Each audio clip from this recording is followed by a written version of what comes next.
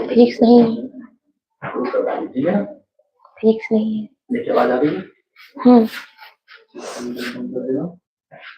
Chemistry का objective है।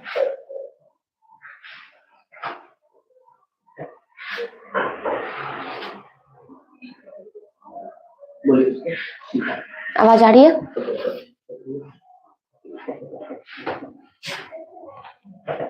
चलिए सभी बच्चे लाइव से जुड़ जाइए, तो अपना आज का सेशन शुरू करते हैं।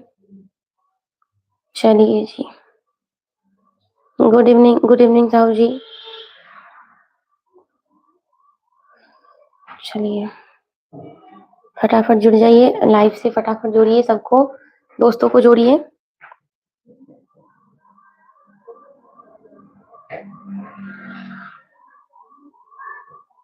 चलिए एक का आंसर भी आ गया, एक का आंसर भी, बहुत अच्छा, बिल्कुल। गुड इवनिंग दुर्गेश जी, गुड इवनिंग राम प्रकाश। और बच्चे दीजिए फटाफट, चलिए। हाँ तो शुरू किया जाए। तो एक का हमारे पास आंसर भी आ रखा है, क्या एक का भी, बिल्कुल बहुत अच्छा आंसर भी आ गया दो बच्चों का, और बिल्कुल क्या है, सही आंसर है। जीवाश्म ईंधन के जलने पर कौन सी गैस मुक्त होती है? तो कौन सी गैस मुक्त नहीं होती है? नहीं होती है, ठीक है। चलिए यहाँ पर नहीं लिखा गया है, नहीं नहीं नहीं नहीं, ठीक है। कार्बन डाइऑक्साइड गैस तो मुक्त होती ही है, oxygen gas, sulphur dioxide gas, इनमें से कोई नहीं। चलिए अब आंसर कर दीजिए आप लोग। यहाँ पर जीवाश्म ईंधन के जलने पर कौन सी गैस मुक्त नहीं होती है, ये दिया है। चलिए आंसर कर दीजिए।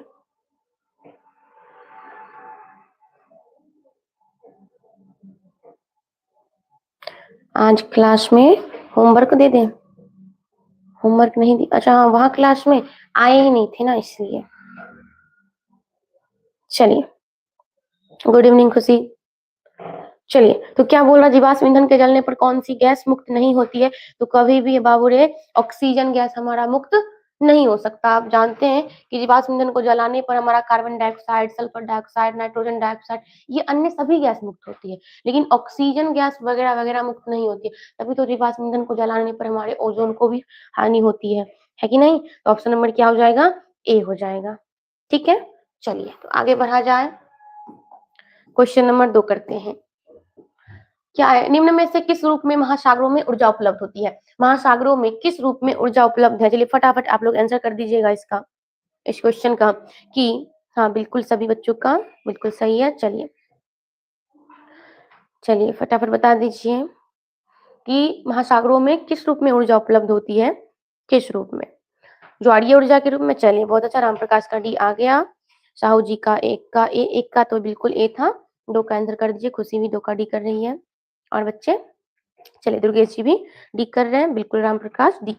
चलिए तो सभी बच्चों का डी है, और बिल्कुल क्या है, सही है। क्योंकि जो आपकी महासागर की ऊर्जा की बात करें तो ज्वारीय ऊर्जा, तरंग ऊर्जा और आपकी तापीय ऊर्जा, इन सब का ये सब के सब आपके महासागरों में ऊर्जा का रूप होता है, जिससे आप बिजली का निर्माण कर लेते हैं ना।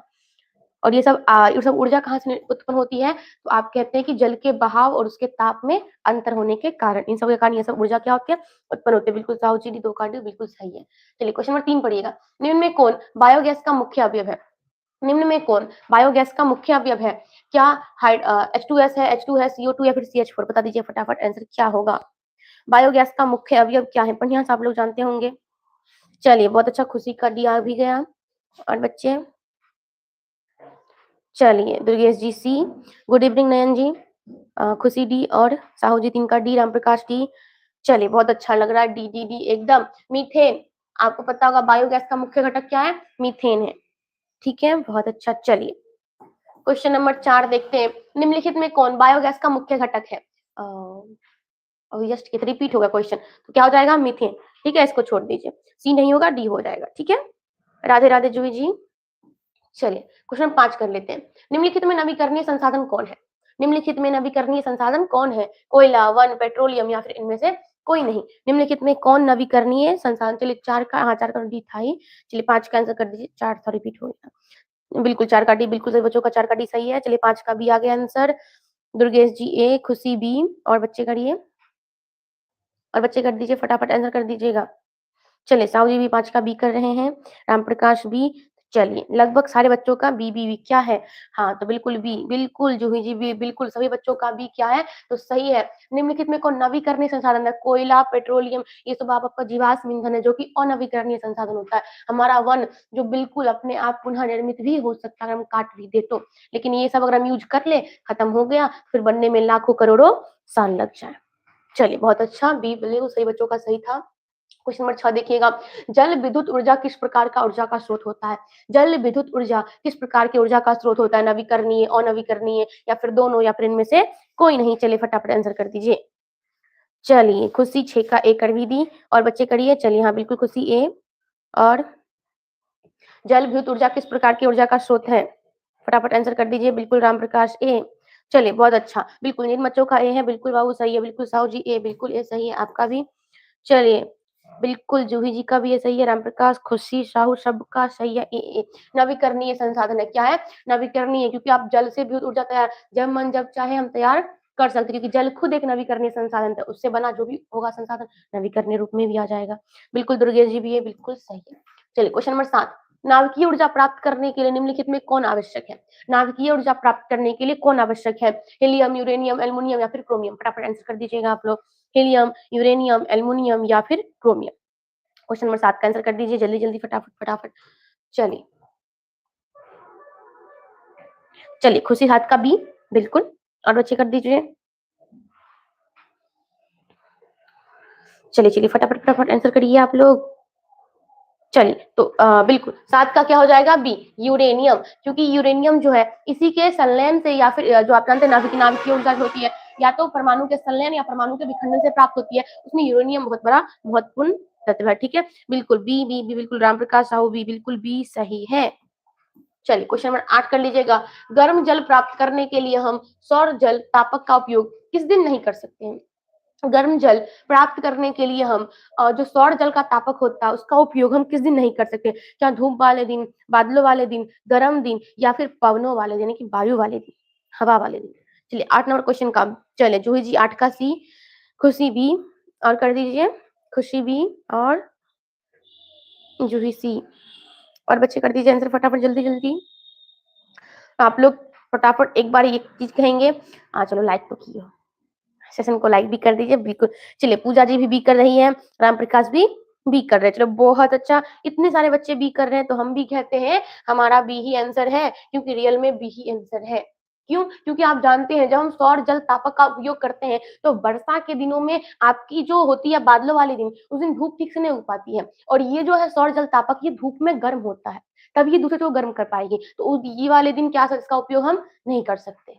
चलिए बहुत अच्छा, बिल्कुल रामप्रकाश भी, खुशी सॉरी जूही भी, खुशी भी, साहू जी भी, पूजा जी भी, बिल्कुल सबका सही है। चलिए क्वेश्चन नंबर 9 देखिएगा, निम्नलिखित में से कौन जैव मात्रा ऊर्जा का स्रोत का उदाहरण नहीं है? निम्नलिखित में कौन जैव मात्रा ऊर्जा स्रोत का उदाहरण नहीं है? लकड़ी, गोबर गैस, नाभिकीय ऊर्जा, कोयला, आपको ऑप्शन से झलक गया होगा एकदम। नयन जी बिल्कुल बी। चलिए क्वेश्चन नंबर 9 का कर दीजिए, बिल्कुल 9 का सी, रामप्रकाश बिल्कुल धुआंधार एकदम, बिल्कुल बिल्कुल, खुशी 9 का सी, और बच्चे करिए फटाफट करिए।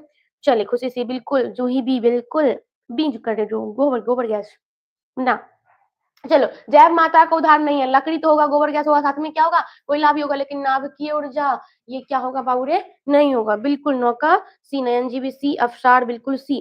चलिए सभी बच्चों का सी बिल्कुल सही है। चलिए क्वेश्चन नंबर 10 देखिएगा, जल विद्युत संयंत्र किस ऊर्जा को विद्युत ऊर्जा में रूपांतरित करता है? जल विद्युत संयंत्र किस ऊर्जा को विद्युत ऊर्जा में रूपांतरित करता है? फटाफट बता दीजिएगा। चलिए 9 का बिल्कुल सी, बिल्कुल साहू जी सी। चलिए सही बच्चे आंसर कर दीजिए अब जल्दी जल्दी। रामप्रकाश 10 का डी कर भी दिए, बहुत अच्छा, बिल्कुल सही है, और बच्चे कर दीजिए। हमने से पहले बता दें, बिल्कुल सही है। चलिए बिल्कुल, चलिए पूजा जी सी कर रही है, और बच्चे करिए। चलिए जूही डी, तो देखिए बाबू, आपकी बात करें अगर हम विद्युत संयंत्र किस ऊर्जा को विद्युत ऊर्जा में बदलता है, आपको पता है जल की जो गतिज ऊर्जा होती है या फिर स्थितिज ऊर्जा होती है, इन्हीं को बदलने का काम करता है किसमें? तो विद्युत ऊर्जा में। तो क्या हो जाएगा हमारा स्थितिज ऊर्जा, या एक और ऑप्शन अगर होता गतिज ऊर्जा तो वो भी हमारा क्या होता? बिल्कुल सही होता है, गतिज या स्थितिज ऊर्जा, इन दोनों को बदलने का काम करता है जल। ठीक है, बिल्कुल नयन जी, बी नहीं होगा, बी नहीं होगा, नाभिकीय ऊर्जा को बदलेगा जल। चलिए ठीक है, नहीं खुशी, बी नहीं होगा, बाकी सभी बच्चों का डी बिल्कुल सही है, नयन जी बी नहीं होगा, डी हो जाएगा। ठीक है, पल्ले पड़ रही है। जल की बात करें, जल या तो स्थितिज ऊर्जा, जल की स्थितिज ऊर्जा को करेगा या तो गतिज ऊर्जा को करेगा, दो ही हो सकते हैं। 11 पवन विद्युत जनित्र में पवन की चाल कम से कम कितनी होनी चाहिए? पवन विद्युत जनित्र में पवन की चाल कम से कम कितनी होनी चाहिए? फटाफट आंसर कर दीजिएगा। 15 किलोमीटर प्रति घंटा, 150 किलोमीटर प्रति घंटा, या 1.5 किलोमीटर प्रति घंटा, या 1500 किलोमीटर प्रति घंटा। चलिए फटाफट आंसर कर दीजिए आप लोग। चलिए रामप्रकाश 11 का ए, बहुत अच्छा बाबू, बहुत अच्छा, सही है।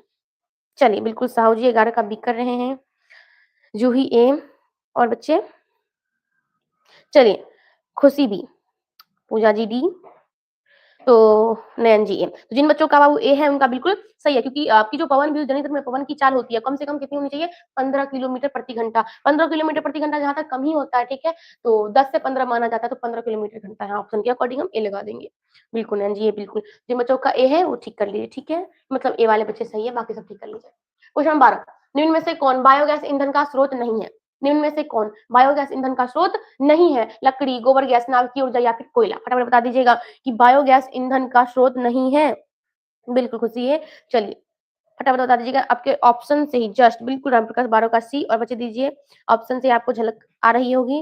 निम्न में से कौन बायोगैस ईंधन स्रोत नहीं है? जूही जी ए, खुशी सी, साहू जी 12 का डी कर रहे हैं, पूजा जी कर रहे हैं सी। तो बाबू जिन बच्चों का भी सी है उनका बिल्कुल सही है। क्यों होगा? बायोगैस ईंधन का स्रोत नहीं है। नाभिकीय ऊर्जा से कभी हम बायोगैस बना सकते हैं भला?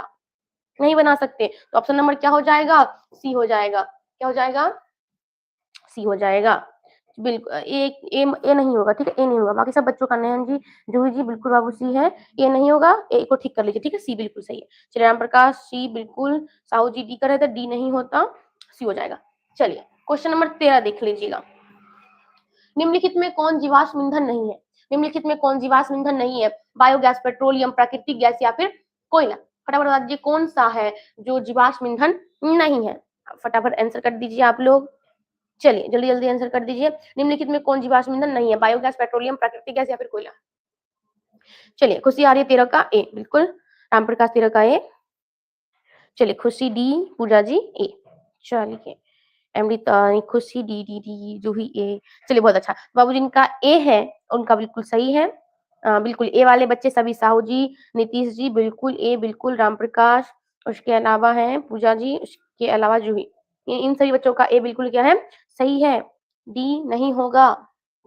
ठीक है, तो क्या हो जाएगा? बायोगैस। बायोगैस का मतलब जानते हैं? गोबर गैस। गोबर गैस वाला जीवाश्म ईंधन कैसे हो सकता है? उसको तो हम कभी भी बना सकते हैं, जब मन चाहे जब बना सकते हैं ना, तो ए हो जाएगा। चलिए क्वेश्चन नंबर 14 पढ़िएगा। जीवाश्म ईंधन का उदाहरण है, जीवाश्म ईंधन का उदाहरण है कोयला, लकड़ी, गोबर गैस, या फिर ये सभी?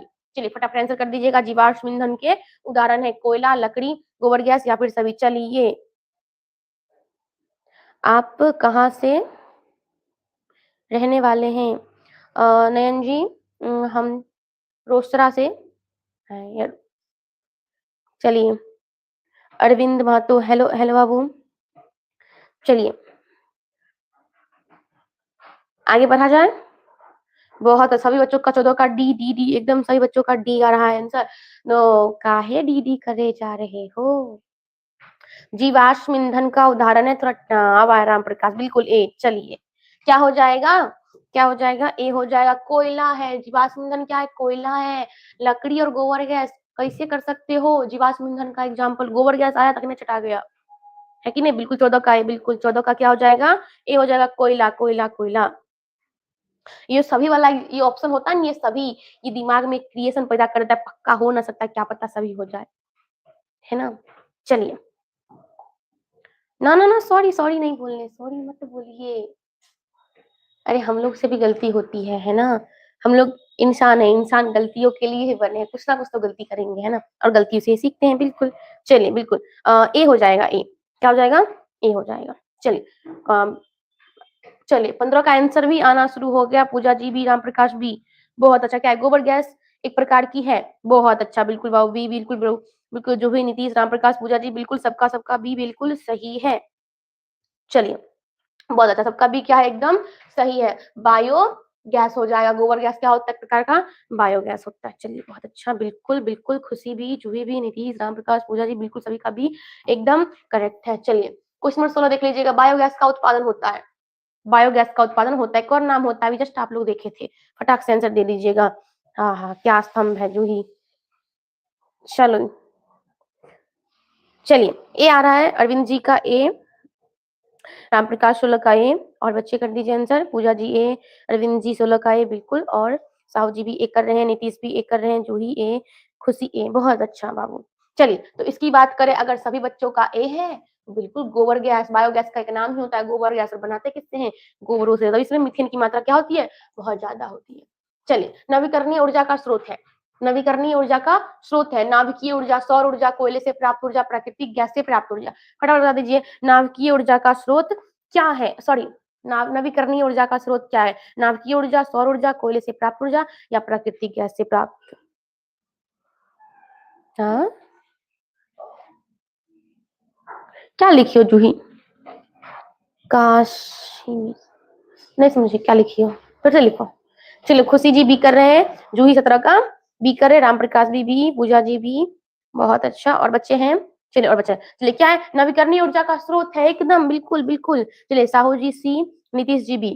तो अब जिन बच्चों का बी है उनका बिल्कुल सही है। क्यों सही है? तो आप जानते हैं नवीकरणीय ऊर्जा का स्रोत मतलब कभी खत्म ना होने वाला, है ना?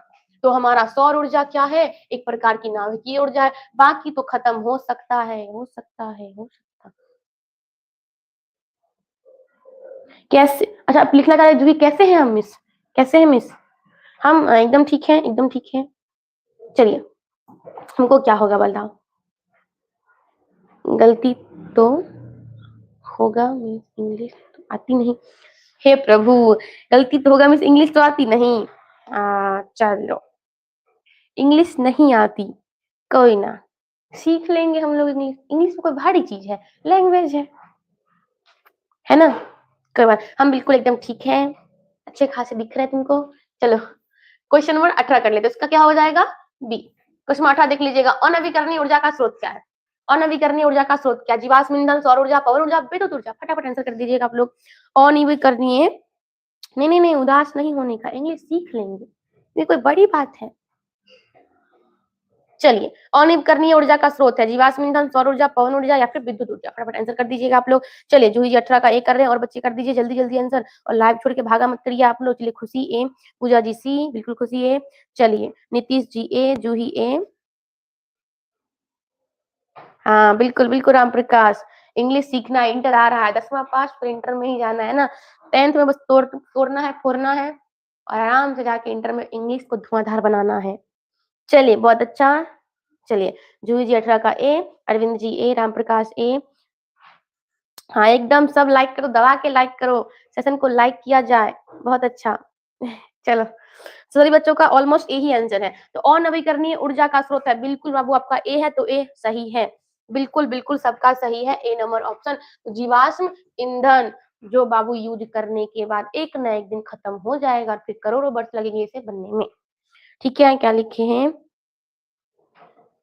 हाँ भाई, सीखना है, बिल्कुल बिल्कुल सीखना है। चलिए चलिए, क्वेश्चन नंबर 19 देख लीजिए। एक उत्तम ईंधन है, एक उत्तम ईंधन है मतलब सबसे अच्छा ईंधन क्या है? बता दीजिए। कोयला, लकड़ी, पेट्रोलियम, या फिर जैव गैस? फटाफट बता दीजिए। सब कुछ नहीं,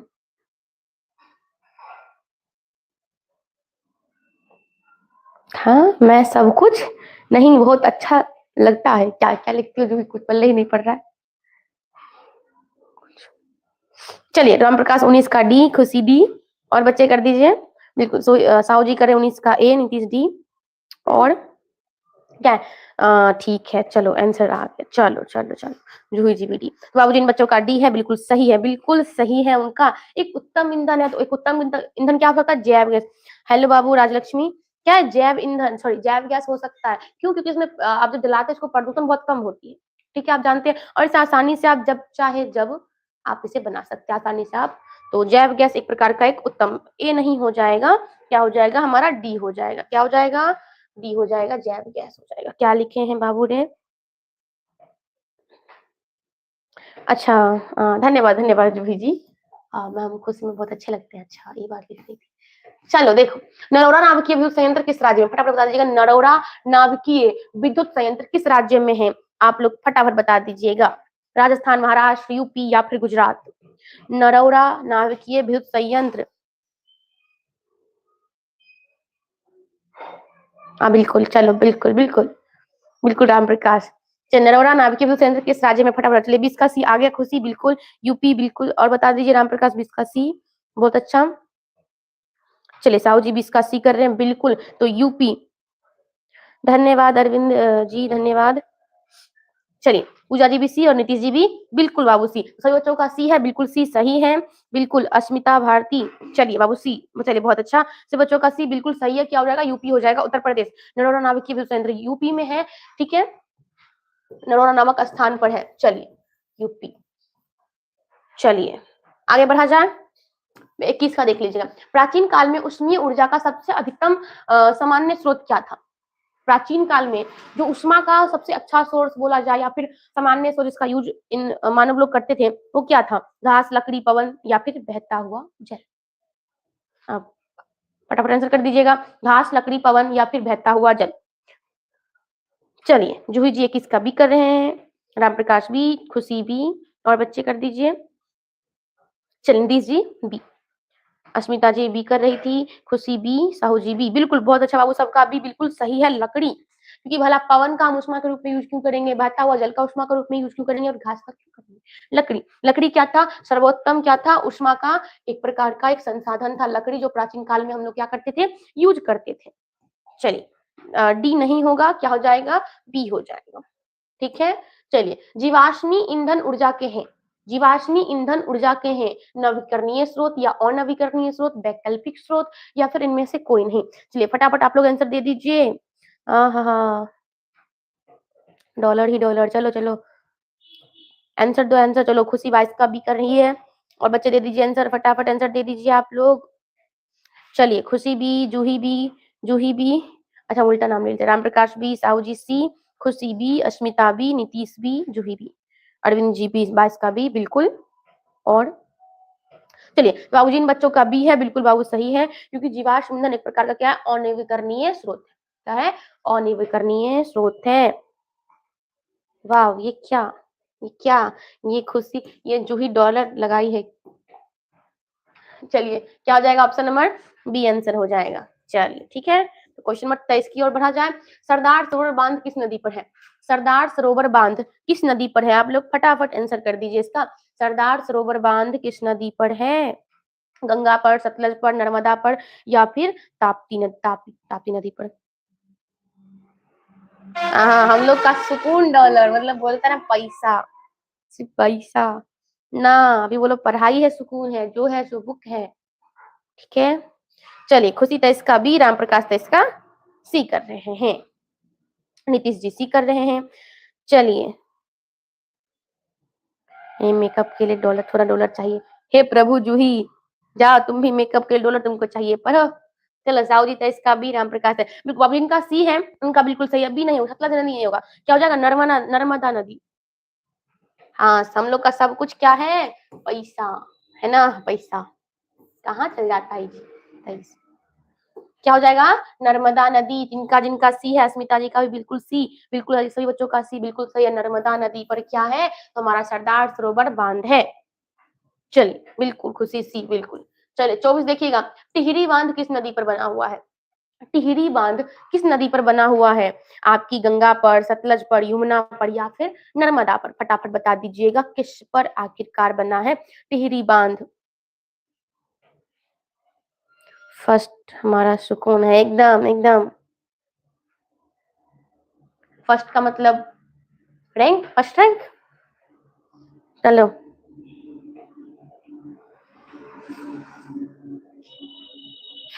yes yes yes, success, success life होना चाहिए। अब दो रास्ता होता है, एक पैसा के पीछे भागना, एक सक्सेस के पीछे भागना। अगर आप पैसा के पीछे भागते हैं तो कभी ना कभी पैसा खत्म होना ही है, लेकिन आप सक्सेस के पीछे अगर भागते हैं ना तो कभी ना सक्सेस के बाद पैसा हाथ में ही है। ठीक है, सक्सेस के पीछे भागना है। हाँ हाँ हाँ, आपके पास बहुत दिमाग है ना। खुशी सबके पास दिमाग है, ऐसा तुम मत काहे बोल देती हो। चलो, नयन जी करे 24 का बी, खुशी 24 का ए। 24 पर अलग अलग हो गया जी। और आंसर करिए, और बच्चे करिए, करिए करिए, आंसर करिए। क्या होगा? टिहरी बांध। अगर हम बोले ऑप्शन में नहीं है, भागीरथी नदी पर होता है ना टिहरी बांध, भागीरथी पर। ऑप्शन में कहीं दिख ही नहीं रहा है, आंसर लिख लो भागीरथी। ठीक है, ऑप्शन में कहीं आंसर ही नहीं दिख रहा। भागीरथी, भागीरथी कर लीजिए। ठीक है, क्या हो जाएगा? भागीरथी, भागीरथी, भागीरथी। ठीक बा, चलिए क्वेश्चन नंबर 25 देखा जाए।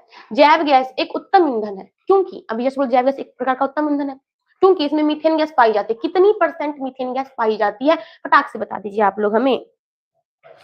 और आप लोग वीडियो को एकदम एकदम बिल्कुल लाइक कर दीजिएगा सभी बच्चे।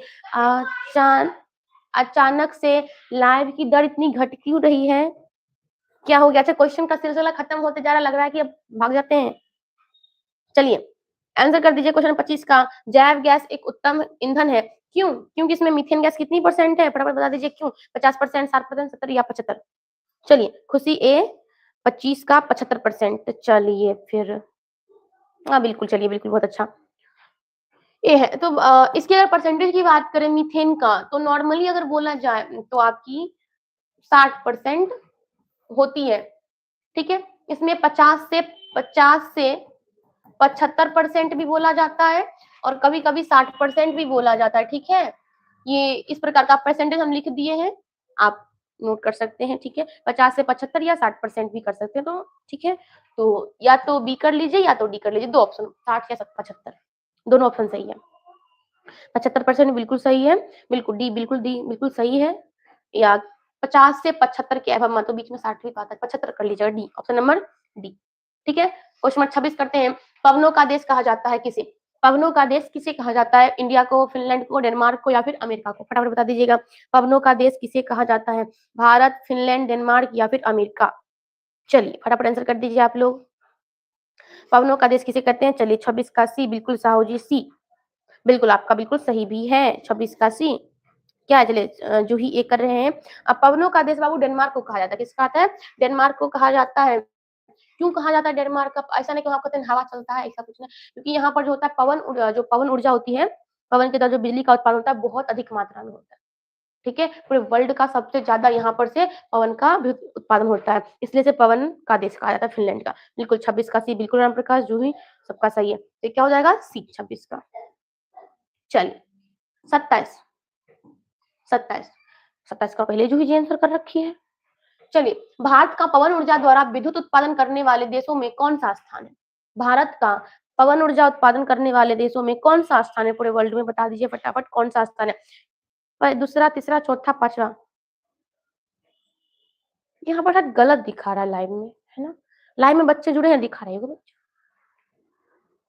चलिए 27 का ए, या फिर सच में बच्चा भाग गए सब।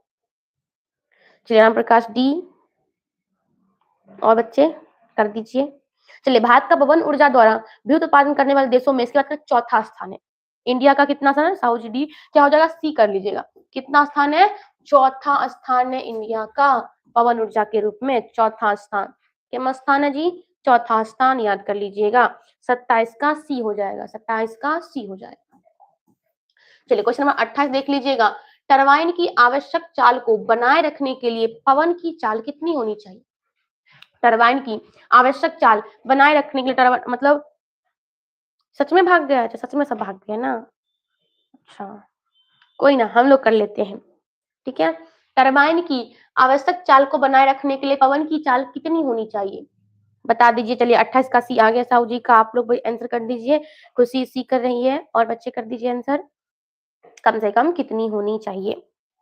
चलिए राम प्रकाश भी सी कर रहे हैं, बहुत अच्छा। राकेश सी, और बता दो। चलो राम प्रकाश सी, तो राकेश अभी आया लास्ट क्लास में जुड़ने, क्लास सेशन खत्म हो गया। चलो राम प्रकाश सी, चलिए बहुत अच्छा। बाबू सी कर रहे 15 किलोमीटर प्रति घंटा से अधिक। टरबाइन की न्यूनतम बोला जाए कि टरबाइन घूमेगा, उसके न्यूनतम अगर चाल चाहिए पवन की तो वो 10 से 15 के बीच होता है। 10 से 15 के बीच, 10 से 15 किलोमीटर प्रति घंटा के बीच होता है। तो हम अधिक ना बोलेंगे, हम कम बोलेंगे, ठीक है। न्यूनतम की बात करें तो कम बोलेंगे, और अधिकतम अगर बोलता तो हम ज्यादा बोलते। सुन लिए मेरी बात। अगर बोलता कि टरबाइन की आवश्यक चाल को बनाए रखने के लिए अधिक से अधिक पवन की ऊर्जा कितनी होना चाहिए, तो 15 किलोमीटर से अधिक हो जाता, तो 60-70% जाता। लेकिन अगर बोल रहा न्यूनतम, तो 15 किलोमीटर से, क्योंकि 10 से 15 के बीच होता है न्यूनतम चाल। दोनों बात समझ गए। चलिए तो क्वेश्चन नंबर 29 करते हैं। क्वेश्चन नंबर, ये 28 था, ये 30 है, सॉरी 29 है। चलिए 29, थोड़ा सा नंबरिंग गलती है। पृथ्वी के वायुमंडल की परिरेखा पर सूर्य की किरणों के लंबवत स्थिर खुले क्षेत्र की प्रति एकांक क्षेत्रफल पर प्रति सेकंड पहुंचने वाली सौर ऊर्जा को क्या कहते हैं? इतने बड़े बड़े लैंग्वेज में लिखा है बहुत कुछ ना। कोई बात नहीं राकेश जी, कल से एकदम टाइम पर आ जाना है। कितने बजे आना है? तो 6 बजे। आज ही हम ही थोड़ा सा लेट थे। तो मेरे बाद सर 8:30 बजे दोबारा लाइव आएंगे। चलिए आंसर भी आना शुरू हो गया। 8:30 बजे जुड़िएगा। मैथ प्लस ऑल सब्जेक्ट जो है वो उस टाइम में कर लेंगे, ठीक है। आवाज आ रहा है मेरा? चलिए तो सर 8:30 बजे पुनः क्लास लेंगे, मैथ और सर मैथ प्लस और सब्जेक्ट, ठीक है। मैथ अनदर सब्जेक्ट सारा कुछ होगा। आप लोग 8:30 बजे फिर से जुड़ जाइएगा। क्लास आज नहीं ले पाएंगे बाबू, इसलिए सॉरी। इंटर वाले यहाँ पर कल तो कोई नहीं, इंटर वाली क्लास आज नहीं ले पाएंगे। चलिए आंसर आ गया साहू जी का 30 का बी, राम प्रकाश 30 का ए है। चलिए खुशी जी डिलीट भी कर दिया है। क्या है इसकी बात करें ना, तो पृथ्वी के वायुमंडल की परिरेखा पर सूर्य के किरणों के लंबन खुले क्षेत्र में प्रति एकांक से प्रति सेकंड पहुंचने वाली सौर ऊर्जा को कहते हैं, तो आपकी सौर स्थिरांक कहते हैं। क्या कहते हैं? सौर स्थिरांक कहते हैं। ऑप्शन नंबर, हिंदी ग्रामर करवाने के लिए बोला जा रहा है। अच्छा, हिंदी व्याकरण उसी दरमियान कर देंगे बाबू, ठीक है। हम लाइव आ जाइएगा, अभी कुछ वर्क कर रहे हैं, ठीक है, कुछ फॉर्म फिलअप कर रहे हैं, इसलिए भी लाइव नहीं आ पाएंगे हम। चलिए ठीक है, 8:30 बजे तो लाइव से जरूर जुड़िएगा, ठीक है ना। वहां पे लिख दीजिए ना। चलिए तो हिंदी ग्रामर भी सर करवा देंगे। 8:30 बजे सब जब लाइव आएंगे, लाइव में जुड़िएगा, ठीक है ना। तो हिंदी ग्रामर आपका करवा दूंगी। ओके बच्चों, आवाज सर का आवाज आ रहा है? एक क्वेश्चन बचा है, मतलब ये थोड़ा नंबरिंग ये है। चलिए लास्ट हमारे पास क्वेश्चन है, कर लीजिए। किसका ये सबका बाकी सही था। अब बाय मत करिए, एक क्वेश्चन बचा है, एक क्वेश्चन बचा है। जयप्रकाश नारायण ने संपूर्ण क्रांति वाला ऐतिहासिक भाषण कहाँ और कब दिया था? चलिए फटाफट आप लोग आंसर कर दीजिए पहले। गैस क्वेश्चन लीजिएगा। चलिए बिल्कुल बिल्कुल, हाँ अब हम भी सोच रहे हैं वहां पर भी क्लास में गैस क्वेश्चन लाया तो जाए। चलिए इसका आंसर कर दीजिए। Question number last 30, Jayaprakash Narayan ने संपूर्ण क्रांति वाला ऐतिहासिक भाषण कब और कहाँ दिया था? चलिए अविनीश जी आ गए हैं ए, वाह लास्ट में आए हैं ए। चलिए और बच्चे दे दीजिए जवाब। चलिए तो इसकी बात करें तो ऑप्शन नंबर डी हो जाएगा। पटना में 5 जून 1974 को दिया गया था उनके द्वारा ये महत्वपूर्ण भाषण, जो एकदम जोश का काम किया था, ठीक है। चलिए राधे श्याम डी कर रहे हैं। अब सब बच्चे जुड़ रहे हैं, बताइए। 8:30 बजे मिलेंगे बच्चों। चलिए बहुत अच्छा। चलिए डी हो जाएगा, ऑप्शन नंबर डी बिल्कुल से बच्चों का सही है। अब सर पुनः 8:30 बजे लाइव पर आएंगे, आप लोग कृपया करके लाइव से जुड़ जाए। बिल्कुल खुशी डी, यहाँ तक के लिए धन्यवाद। चलिए टाटा एंड बाय बाय। यहीं तरह से क्लास आज एंड करते हैं, बाकी कल मिलते हैं फिर। बिल्कुल बाय मिस, बाय खुशी, बाय जूही, सारी बच्चों को बाय बाय बाय। चलिए ऑफ कर।